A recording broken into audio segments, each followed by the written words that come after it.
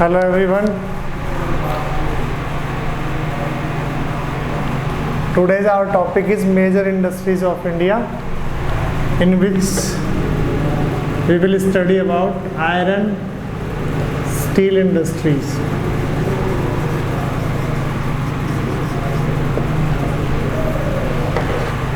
देखो iron steel industry के बारे में कुछ बेसिक बातें हमने लास्ट क्लास में पढ़ी थी। आयरन बेसिक इंडस्ट्री के रूप में आइडेंटिफाई किया गया है, बिकॉज अदर जितनी भी इंडस्ट्री हैं वो आयरन जैसी इंडस्ट्रियों के ऊपर डिपेंड रहती है, अपनी मशीनरी के लिए, व्हीकल्स के लिए, हर चीज़ के लिए, हर काम में आयरन का रोल काफ़ी बड़ा होता है। देखो नेक्स्ट हम देखते हैं आयरन से एक और चीज़ बनती है, इसको हम स्टील कहते हैं। देखो आयरन की प्रॉब्लम्स क्या है, आयरन थोड़ा हैवी होता है, हार्ड होता है, और सबसे बड़ी बात उस पर बार बार रस्ट लगने की प्रॉब्लम, जंग लगने की प्रॉब्लम रहती है। इसलिए इस प्रॉब्लम को सॉल्व करने के लिए एक नया इन्वेंशन हुआ,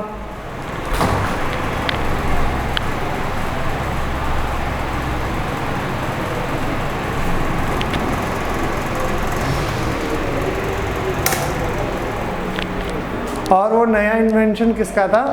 स्टील का। स्टील देखो आयरन से वेट में भी क्या होगा, लाइट होगा, ज़्यादा स्ट्रॉन्ग होगा, ड्यूरेबल होगा, रस्ट रेजिस्टेंट होगा, और ज़्यादा शाइनी होगा। इसलिए आयरन से फिर स्टील बनाने की प्रोसेस शुरू हुई। अब आयरन से जो स्टील बनाने की प्रोसेस होती है उसमें 4 चीज़ों का रोल रहता है: iron, coal, limestone and manganese. इन 4 चीज़ों का रोल रहता है। आयरन के 4 रेशियो, कोल का 2 रेशियो और 1 रेशियो लाइमस्टोन का, और कुछ क्वांटिटी, मिनिमम क्वांटिटी मैग्नीज की। इन सबको यूज करके उससे क्या बनाई जाती है? स्टील बनाई जाती है। अब देखो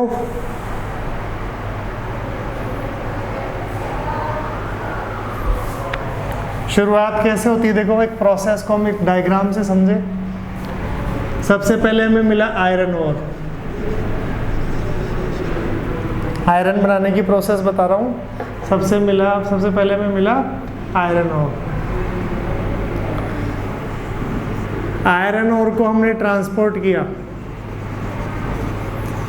और कहाँ ले गए? फैक्ट्री में ले गए। फैक्ट्री में हमने क्या यूज़ की?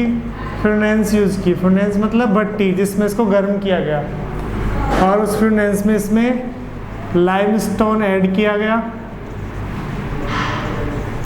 और प्लस कोल से किसको क्या दी गई? हीट दी गई। अब इससे अपने को क्या मिला? पिग आयरन मिला, यानी कच्चा लोहा, या इसको हम कहते हैं ढलवा लोहा भी कहते हैं। पिग आयरन मिला। अब उस पिग आयरन को हमने किस में यूज किया? पिग आयरन को हमने यूज किया स्टील बनाने में। स्टील कैसे बनाया गया? उसको और प्योरीफाई किया गया और उसमें मैग्नीज ऐड किया गया। किसमें? पिग आयरन में। यहाँ पे इसको प्योरीफाई किया गया था, यहाँ भी इसमें से इम्प्योरिटीज अलग की गई थी,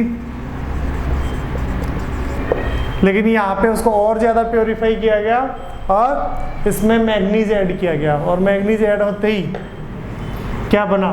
स्टील बना। और स्टील बनते ही क्या होगा? फिर उसको शेप दिया गया, शेपिंग मेटल। शेपिंग मेटल मतलब मेटल को शेप देना, यानी जैसे मान लो शीट्स बनानी है, रॉड्स बनानी है, एंगल्स बनानी है, क्या चीज़ें बनानी है उसकी शेप देना। और पिग आयरन क्या होता है? आयरन और कच्चा मिला, कच्चे आयरन को ट्रांसपोर्ट करके फैक्ट्रीज तक लेके गए, फैक्ट्री में फ्यूनेंस में इसको डाला गया, और डालकर फिर क्या किया गया? कोल से हीट देकर लाइमस्टोन इसमें ऐड करके इसको प्योरीफाई किया गया, इसको मेल्ट किया गया। मेल्ट करने के बाद में जो अपने पास ठंडा होने के बाद में जो आयरन बचा, उस आयरन को हमने क्या नाम दिया? Pig iron. फिर उस पिग आयरन को फिर से गर्म करके उसमें मैग्नीज मिलाकर उसको प्योर करके फिर उससे क्या बनाई गई? स्टील बनाया गया। और स्टील को फिर अलग अलग शेप्स में प्रेस वगैरह से उसको प्रेस करके शेप में, जैसे शीट्स में डालना, उसको स्लैब्स में डालना, पाइप्स बनाना उसके, ये सब काम उससे किए जाते हैं। तो ये एक पूरी प्रोसेस है जिसमें पहले आयरन ओर मिलता है, आयरन ओर से आयरन बनेगा, पिग आयरन बनेगा, और फिर पिग आयरन से स्टील बनेगा। इंडिया में ईयर बाई ईयर प्रोडक्शन हम कल लास्ट क्लास में पढ़ चुके थे।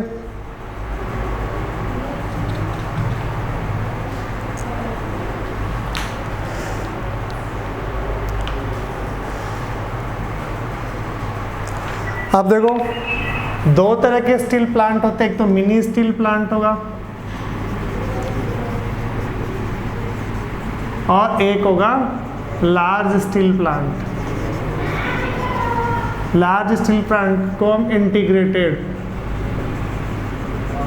इंटीग्रेटेड स्टील प्लांट भी कहते हैं।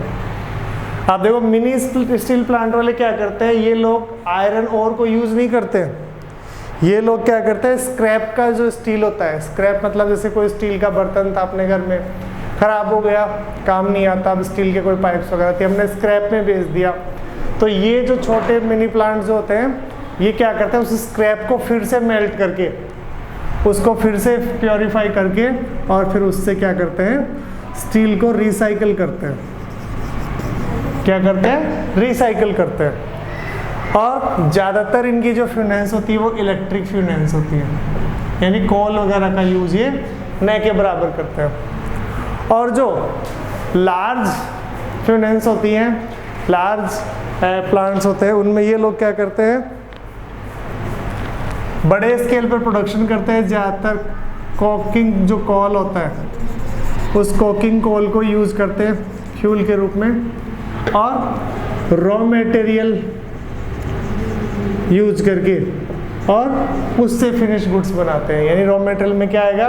रॉ मटेरियल में आयरन, मैग्नीज, इन सबको यूज करके यानी फ्रेश स्टील बनाते हैं। बड़े प्लांट्स होते हैं, ये रिसाइकिल नहीं करते। रिसाइकिल करने का काम छोटे प्लांट्स करते हैं, क्योंकि उनके पास इतनी मशीनरी नहीं होती, इतना कैपिटल नहीं होती कि वो बड़े बड़े प्लांट्स लगा के रॉ मटेरियल से स्टील बना सके। इसलिए वो क्या करते हैं? बने हुए स्टील को ही फिर से मेल्ट करके और उसको नई शेप दे देते हैं।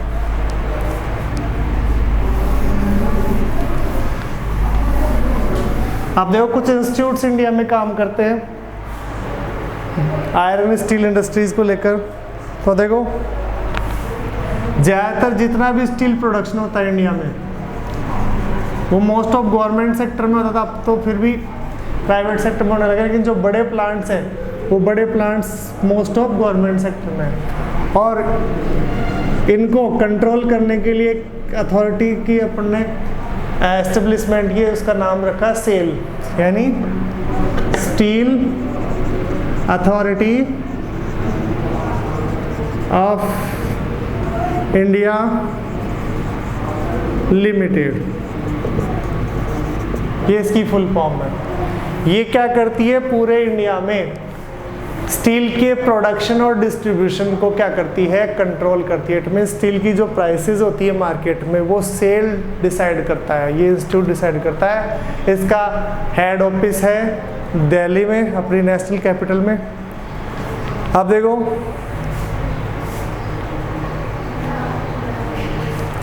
अब हम क्या है कि थोड़ा सा पीछे चल रहे हैं स्टील के प्रोडक्शन में। कहने को तो वर्ल्ड की टॉप 5 कंट्रियों में आते हैं, बट देखो अगर 1950 की बात करें, 1950 से 60 का जो डेकेड था, उस डेकेड में चाइना और इंडिया, जबकि चाइना गुलाम नहीं था, फिर भी चाइना और इंडिया इक्वल प्रोडक्शन करते थे स्टील का।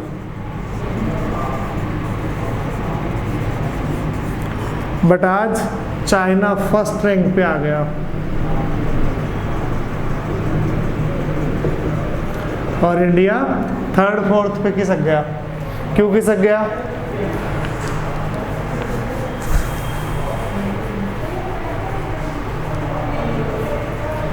क्योंकि देखो आज अपने यहाँ पे रॉ मटेरियल काफ़ी अच्छी क्वांटिटी में है, बट अपनी यहाँ के पॉलिसियाँ गवर्नमेंट की वो इंडस्ट्रीज़ को लेकर इतनी फेवरेबल नहीं रही, बाद में हुई ये सब चीज़ें। शुरू में बोलते हैं 20वीं सेंचुरी के लास्ट डेकेड तक गवर्नमेंट की पॉलिसियाँ प्राइवेट इंडस्ट्रियों के फेवर में नहीं थी। वो सारा कंट्रोल मोस्ट ऑफ किसके हाथ में रहा?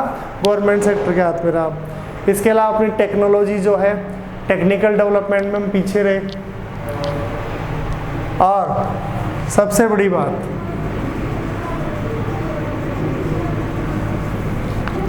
हमारी जो लार्ज पॉपुलेशन है,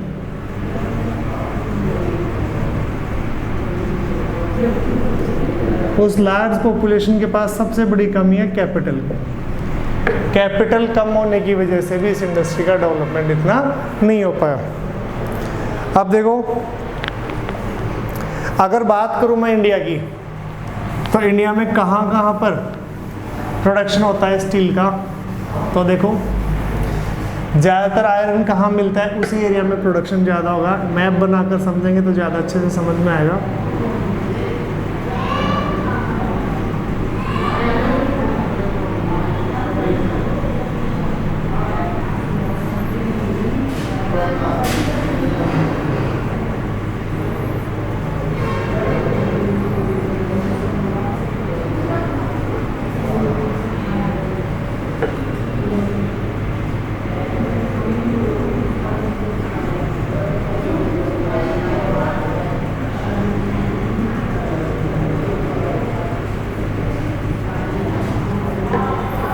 देखो, ये अपना इंडिया है। अब यहाँ पे देखो, सबसे ज़्यादा आयरन और इस बेल्ट में मिलता है अपने को। ये कौन सा जगह है? छोटा नागपुर प्लेट्यू। सबसे ज़्यादा मेटेलिक मिनरल्स इसी एरिया में, इसी प्लेट्यू रीजन में मिलते हैं। तो सबसे ज़्यादा आयरन स्टील की इंडस्ट्री अभी यहीं पर है। देखो, इस एरिया में 4 स्टेट आते हैं: छत्तीसगढ़, झारखंड, उड़ीसा और वेस्ट बंगाल। तो देखो, सबसे पहले बात करूँ मैं वेस्ट बंगाल की, तो वेस्ट बंगाल में 2 हैं। एक है, फर्स्ट है बर्नपुर और दूसरा है दुर्गापुर। बर्नपुर एंड दुर्गापुर। फिर उसी के पास में यहाँ झारखंड है। झारखंड में है जिसका नाम है बोकारो। फिर उसी से थोड़ा नीचे जमशेदपुर। इसका नाम जमशेदपुर क्यों पड़ा अभी बताऊंगा मैं आपको। फिर उसी के थोड़ा नीचे उड़ीसा में राउरकेला। फिर उसी से थोड़ा पास में यहाँ छत्तीसगढ़ में भिलाई। अब बताओ, ये मेन सेंटर्स जो इंडिया के बिल्कुल देखो पास पास कंसंट्रेटेड है। 1 2 3 4 5 6 रीजन ऐसे हैं जो बिल्कुल क्या है, पास पास में कंसंट्रेटेड है।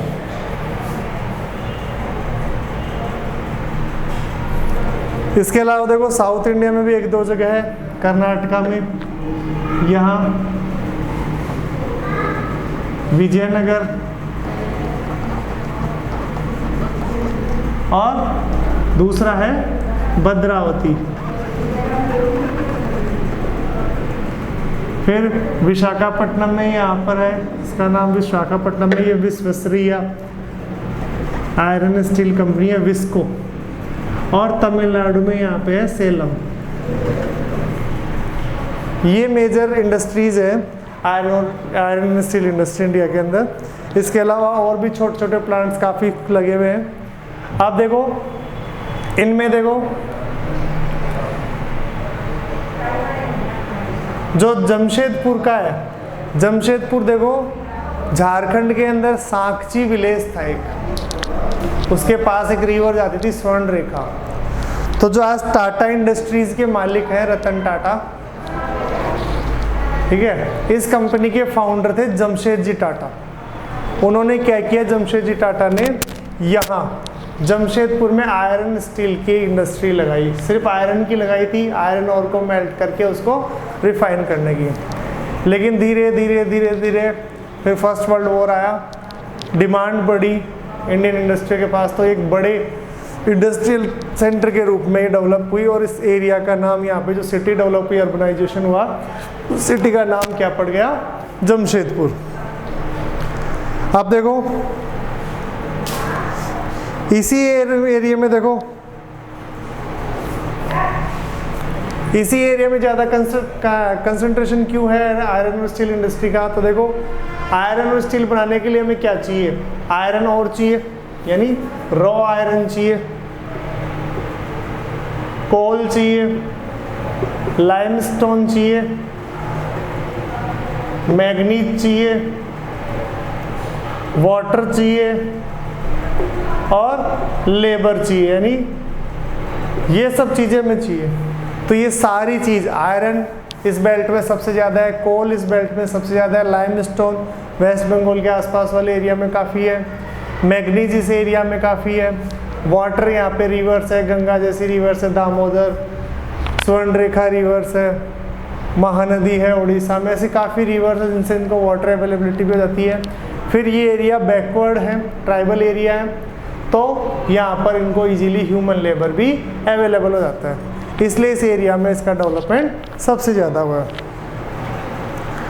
और इंडिया में इस इंडस्ट्री की अब तेज़ी से बढ़ने के रीज़न क्या है? देखो 1992 के बाद में इंडियन गवर्नमेंट ने अपनी पॉलिसीज़ को थोड़ा लूज़ किया और क्या किया?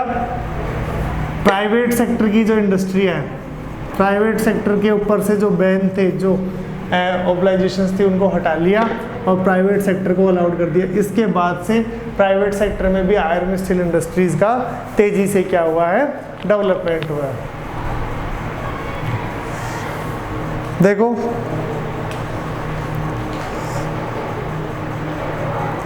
इसके बाद आती है एल्यूमिनियम स्मेल्टिंग।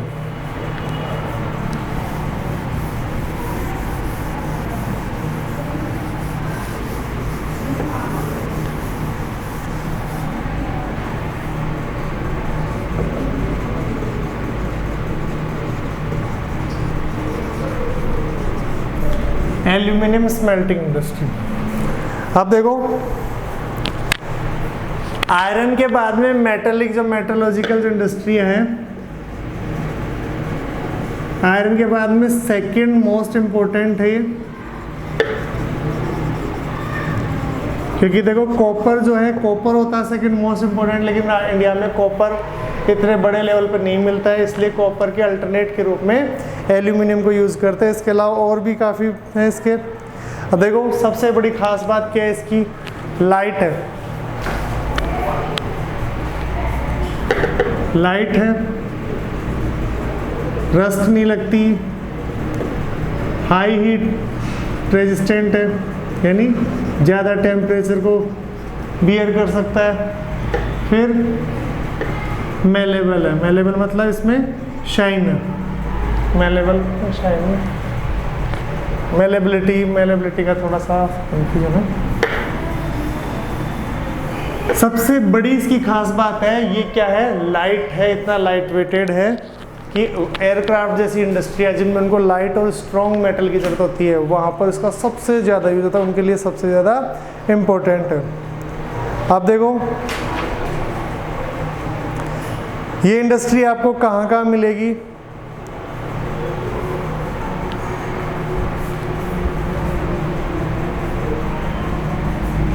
इंडिया के अंदर। अब बाद में देखेंगे, पहले देखेंगे। देखो एल्यूम बनाने के लिए हमारे को रॉ मटेरियल चाहिए, तो रॉ मटेरियल क्या होता है? बॉक्साइट ओर होता है।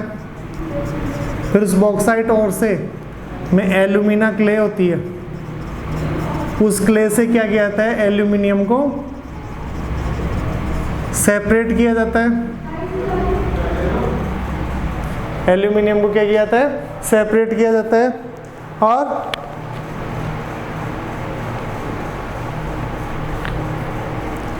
कैसे? इससे देखो अपने को एल्यूमिनियम मिलता है, 4 से 6 टन आप लाओगे बॉक्साइट,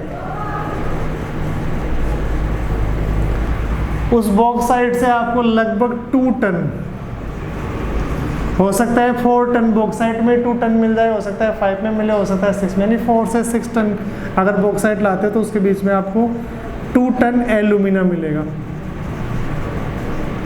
एल्यूमिनियम नहीं एल्यूमिना। फिर उस 2 टन एल्यूमिना से 1 टन आपको एल्यूमिनियम मिलेगा, समझ गए? यानी 4 से 6 टन रॉ मटेरियल से आपको 1 टन फिनिश गुड मिलेगा, आयरन मिलेगा। इसका मतलब काफ़ी ज़्यादा वेट लूज होता है रॉ मेटल के कंपैरिजन में, जो फिनिश गुड्स होता है उसमें काफ़ी वेट लूज होता है, इसलिए इनको ज़्यादातर किन एरियाओं में लगाया जाता है, जहाँ पर ये बॉक्साइट मिलता है उन्हीं एरिया में इसको लगाया जाता है। आप देखो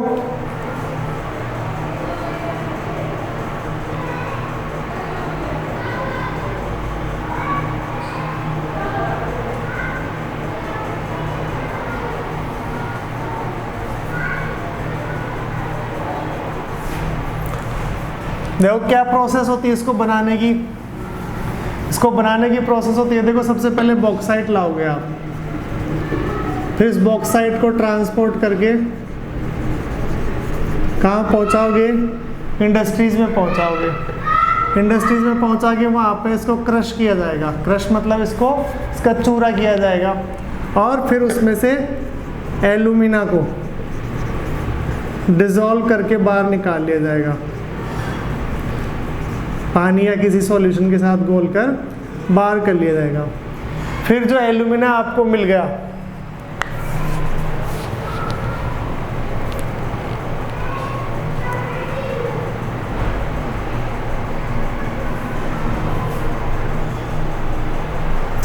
वहाँ पर फिर इसको क्या किया जाएगा, उस एल्यूमिना को स्मेल्ट किया जाएगा, यानी उसको गर्म करके पिघलाया जाएगा, और पिघलाने के बाद में इससे क्या मिलेगा आपको, एल्यूमिनियम मिलेगा।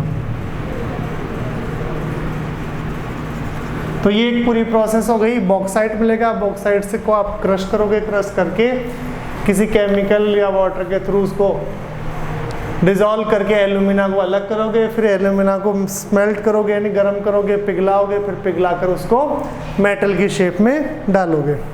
अब इंडिया में देखो कहाँ कहाँ आपको